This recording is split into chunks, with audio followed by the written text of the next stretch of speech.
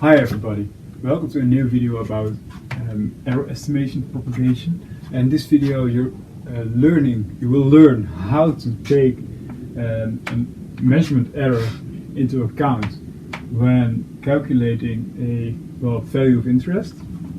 And in our experiment we're interested in the variable g, acceleration of the gravitational acceleration. And we already determined that this would be equal to 4 pi squared multiplied by the length of the pendulum over the period squared. And you can imagine that if there's an error in t and an error in L, that there will also be an error in g. And in this video we will explain you how to calculate the error in g.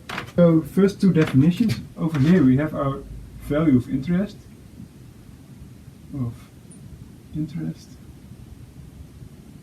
and we have two observables, t and L. Observables. So variables we can actually observe in an experiment. And over here I've got the values of these observables. And the objective of this video is to determine delta g, or the error in the measurement uncertainty in g. This is what we want to determine. And what I already know is that if I substitute these values in g, and so you can do this by yourself, the final result will be 9.943 meters per second squared. So that's something you already know, and we need this later on.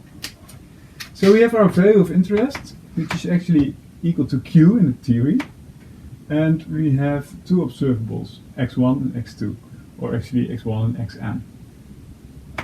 And in order to calculate the error, the measurement uncertainty, we can use this equation, since it's a multiplication or division of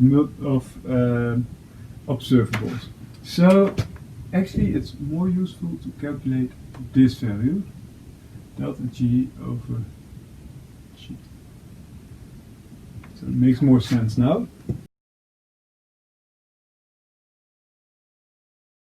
So we can calculate this by the measurement uncertainty of the length over the value of the length squared plus the measurement uncertainty in the time. And actually it's time squared, period squared. So over this period squared to the power 2.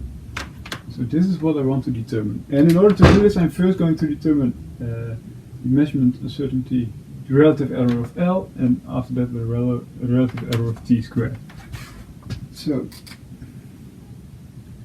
first going to determine L. And L is relatively simple. I know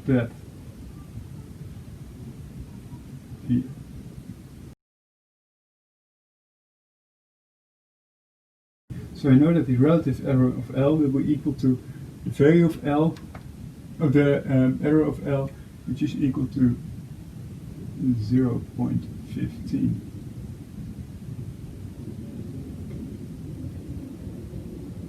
over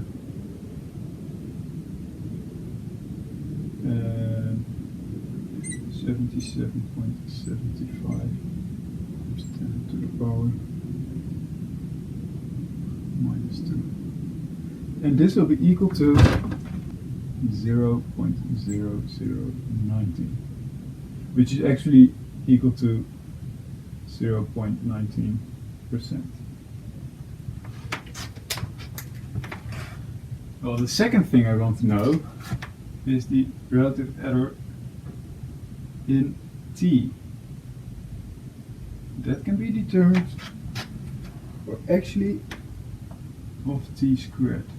It can be determined by assuming a value of interest, which I call q, which is just a name, that is equal to t squared. And so when I'm dealing with some value to the power something, then I may use this equation.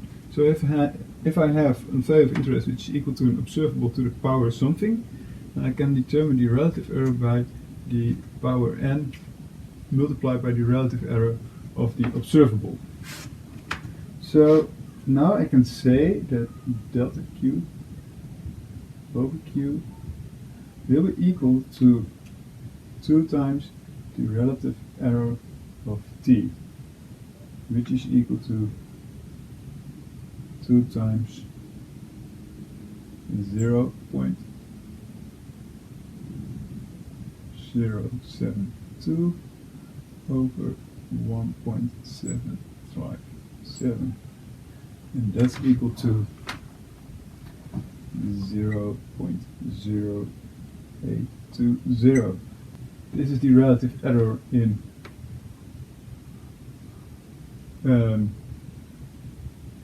delta t squared over t squared.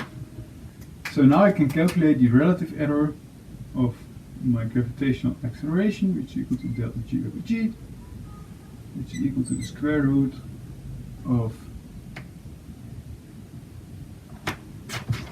0.0019 squared plus 0.0820 squared, and this is equal to 0.0819.